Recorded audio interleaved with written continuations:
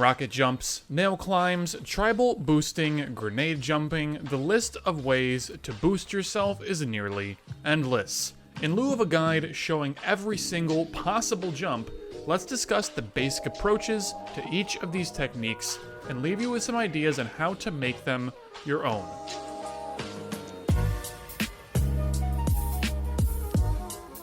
Let's start with grenade jumping, exclusive to Keel and the lowest impacting of all the boosting techniques despite having a strong impulse. Here's why. It's important to recognize that grenade jumping with Keel requires a very big time investment.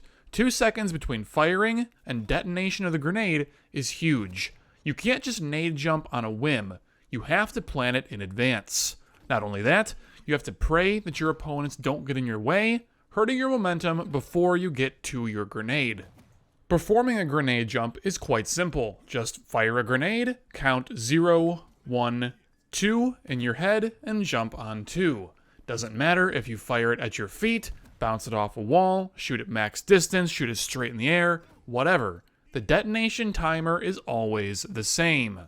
Just beware of jagged surfaces that can cause the grenade to take a bad bounce, and pray that you don't have the grenade desync from the server and explode at your feet while doing nothing at all. However, if you feel like killing an afternoon, you can practice adding grenade jumps to your circle jumps to get a big boost of speed and a very short distance, which at least isn't completely useless. You can make common jumps like bridge to rail or tri-bolt to heavy 100% of the time without need of any particular gun to make that gap. To that end, Keel's grenade jump has one saving grace and that it's always available for the most part. Anyways, before we dally on this for too long, here's what I think that the true endgame of grenade jumps looks like. High-level duelers may elect to set up routes where they can pre-fire a grenade at a practiced angle and timing so they can close gaps in stride that might otherwise be impossible. However, it's really hard to justify the use of a grenade jump alone, since rockets will let you do the same thing, but with much more precision. Most of the areas that I can think of where grenade jumping might be useful just so happen to have a rocket launcher very close by, or are areas that can be reached with nail climbs or tri-bolt jumps, so at the end of the day I have to wonder, why bother? Next up, we have tri-bolt jumping. Just like last time, the major usage of this jump is going to be getting to heavy armor on Blood Run from the tri-bolt spawn. If you're just starting out, you can place all 3 bolts right on top of each other to make the jump nearly impossible to miss. Just remember that these bolts detonate fast, so you have to use great caution in where you place them. If you want to min-max, it's technically possible to only shoot 1 or 2 bolts here, flicking your aim off to either side so the extra bolt flies off harmlessly. You'll only take a very slightly lesser amount of stealth damage though, while simultaneously increasing your risk of failure by a big margin. Again, it's probably not worth it unless you are a high-level dueler. The regular version though is actually quite useful for a couple of jumps, so this is something that you should practice for regular gameplay. Let's move on to nail climbs and nail jumps. As always, it seems there's only a couple of places where this really matters for the average player.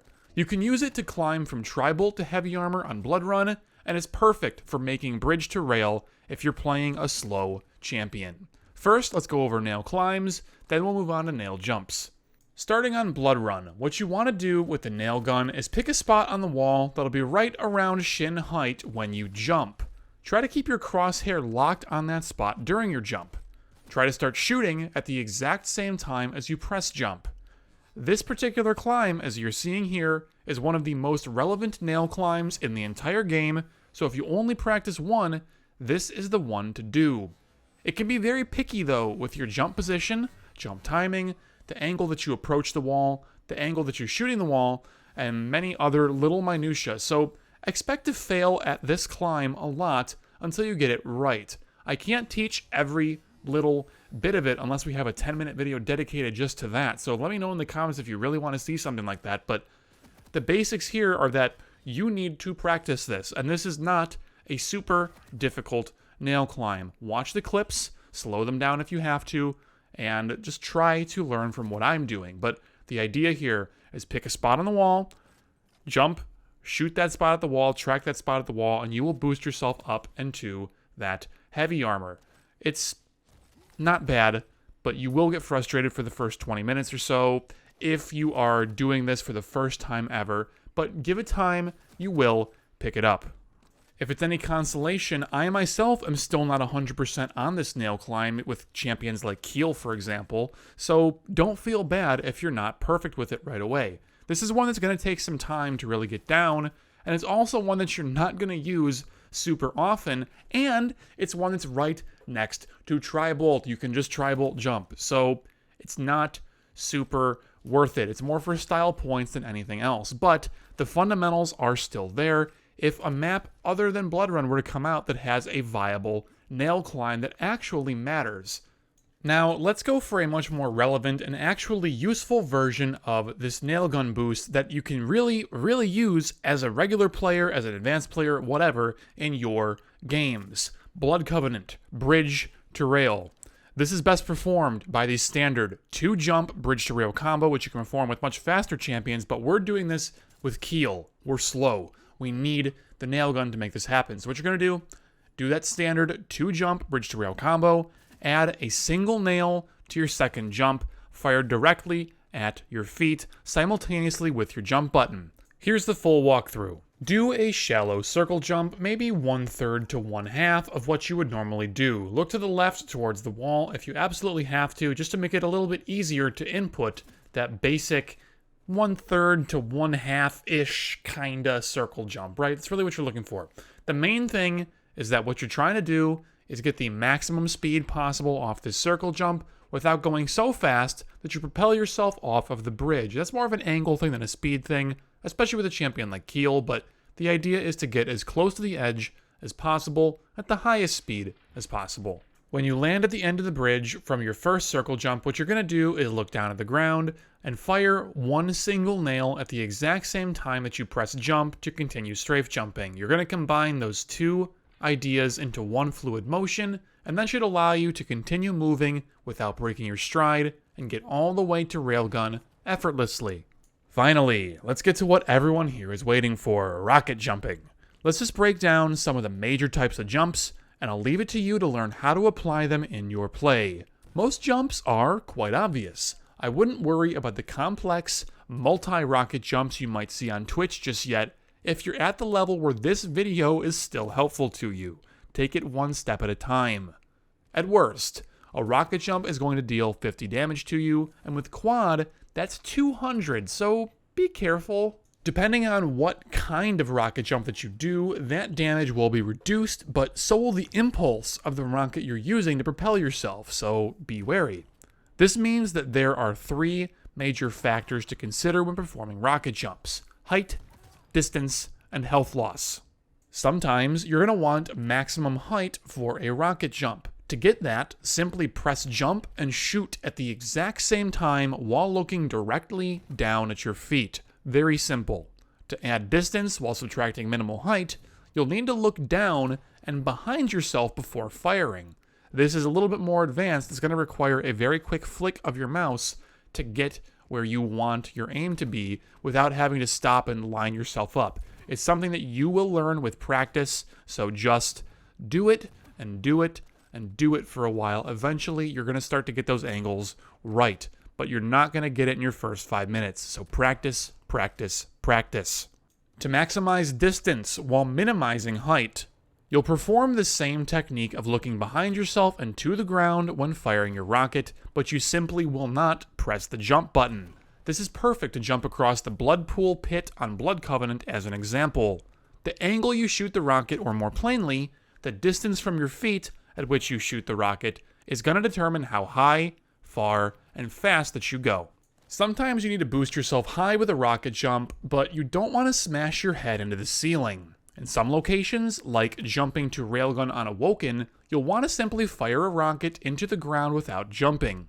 While you're still maximizing your self-damage this way, sometimes speed is more important than anything else.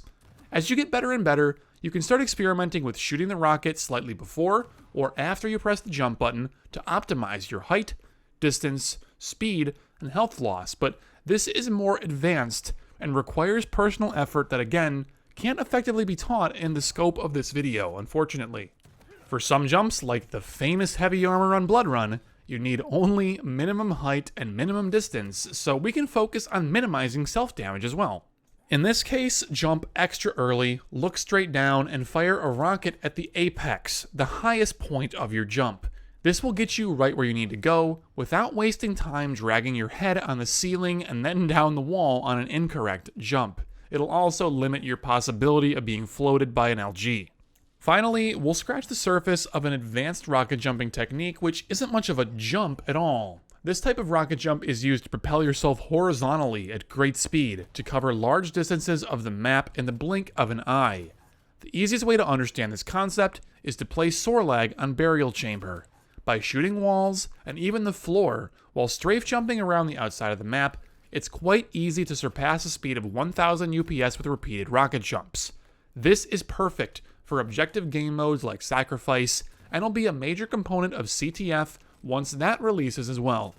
The concept here, as always, is pretty simple. To attain max speed, you want to hit that rocket at the apex of your jump, but truth be told, hitting it at any point while airborne is mostly going to qualify as good enough for just starting out. This is a fun one to practice once you've mastered more basic rocket jumps and CPM style movement. However, all champions can take advantage of this for high-level aggressive and defensive plays. Anyways everyone, that'll just about do it for your basic primer to weapon-assisted jumping and boosting in Quake Champions. Thanks so much for watching, and I hope that you've learned something new. For more Quake guides like this one, please consider subscribing and turning on notifications so you don't miss any videos. I live stream on Twitch regularly on weekdays, as well as post on Twitter and run a 1,000-member plus Discord that talks all about Quake and other games as well, so if you're interested in any of those things, you can find relevant links in the description of this video. I'll see you all in the next one. Take care.